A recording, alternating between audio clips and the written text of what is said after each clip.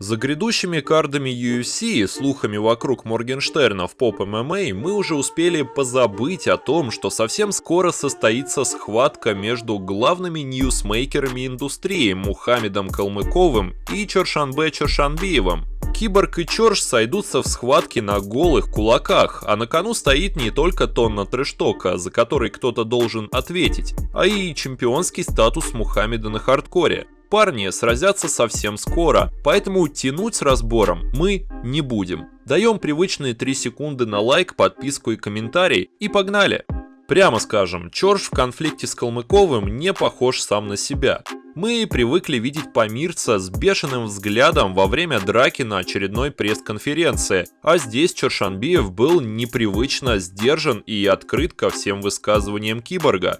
Даже на стердаунах Чорш не пытался задеть оппонента, ибо, по всей видимости, проникся к нему уважением. Калмыков же был куда более резок, он сразу же начал раскручивать бой и заявил, что Чоршанбе ему неприятен. В ответ на это Чоршанбиев ухмылялся и пытался отшучиваться, что, похоже, еще больше злило Мухаммеда. Во время стердауна, сразу после объявления их поединка, киборг напирал на оппонента, а Чорш неожиданно для всех отошел. До сих пор неизвестно, что именно стало причиной подобного отношения киборга к Чоршу. Да, помирца есть за что не любить, Перс подтвердит. Однако между ними перепалок никогда не возникало. Даже в своих социальных сетях Чорш абсолютно никак не подогревает интерес к битве, хотя повод, казалось бы, есть. Для Мухаммеда его поединок против Кирилла Самброса стал одним из самых тяжелых в карьере. Оппоненту удалось дважды отправить Калмыкова в нокдаун, чего доселе не делал никто из соперников киборга в кулачке. Но победу одержал именно Калмыков.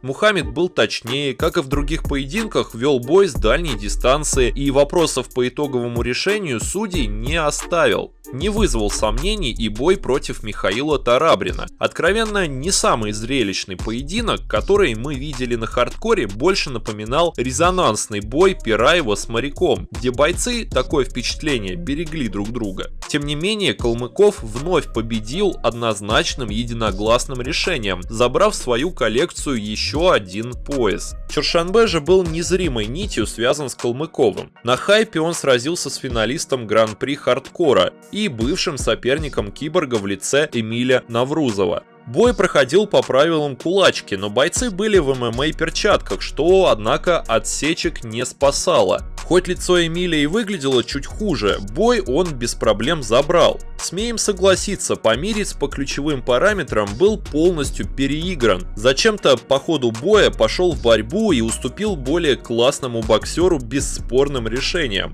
Чоршу уже давно пора в ММА, но раз за разом он зачем-то упирается именно в кулачку. Бой пройдет по типичным для промоушена Сульянова правилам. На кону будут чемпионские пояса Калмыкова. Чорш же решил ничем не рисковать. По его словам, он дарует своему сопернику хайп, что приравнивается к поясам киборга. Официальной даты боя еще не названо, но с большой долей вероятности поединок пройдет в конце сентября. Многие ожидают от поединка чего-то зрелищного, и как показывает практика, знаковые бои в карьере киборга такими и получаются. Бой с Наврузовым – ударник, который летит на контрпанчера. Бой с Самбросом и Тарабриным – синоним аккуратности. Но вот с Чоршем подобного может и не быть. Мы ожидаем весьма посредственный в плане скоростей поединок. Чорш прекрасно понимает, что с Калмыковым ему не совладать простым напором. Мухаммед один из лучших, если не лучший представитель кулачки, как минимум в нашей стране. Его звучные 8-0 бьют по нервам соперников сильнее, чем Чоршанбе по ушам Солонина в их очной зарубе.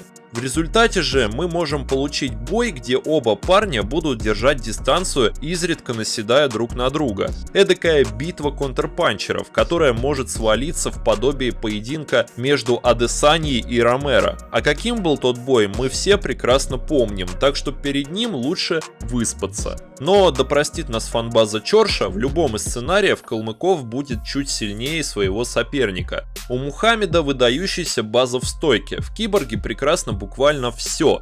Манера передвижения, постоянная смена стоек, заходы на удары, обманные движения, контроль соперника. Для победы ему достаточно работать в привычной для себя манере. Да, наконец-таки он получит в сопернике оппонента со схожей антропометрией, но в ударке у Чорша подобного опыта нет. Из-за этого Чоршанбиев и выглядит аутсайдером схватки.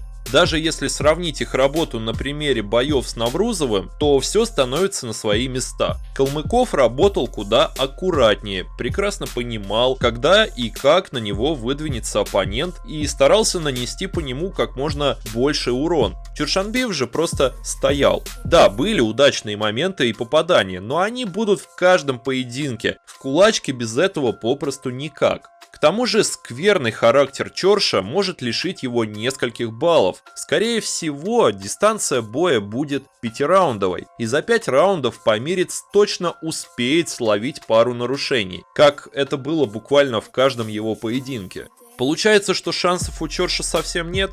Так мы говорить не будем. Даже Гаджи чуть не лег в поединке против еще никому неизвестного тогда Шульского. Все-таки это кулачка, где каждый удар может стать победным. Самбрасу дважды удалось зацепить Калмыкова. Сейчас же парни будут биться в категории до 80 кг, а значит удары будут еще мощнее. Не исключено, что за 7 боев подбородок Киборга уже подизносился, поэтому в каждую возможность и в каждый удар Чоршанбиеву стоит вкладывать всего себя. Это его единственный путь к победе. Но мы все же рекомендуем поставить на победу Мухаммеда Калмыкова. Слишком много «если» должно сложиться для победы памирского бойца. Киборгу же достаточно просто быть собой и осуществлять привычный для себя геймплан. Ну что, ждете битву? Она пройдет совсем скоро, так что ждать проверки нашего прогноза долго не придется. Своим мнением о бое делитесь в комментариях, звоните в колокол и не забывайте про подписку на канал MMA Express.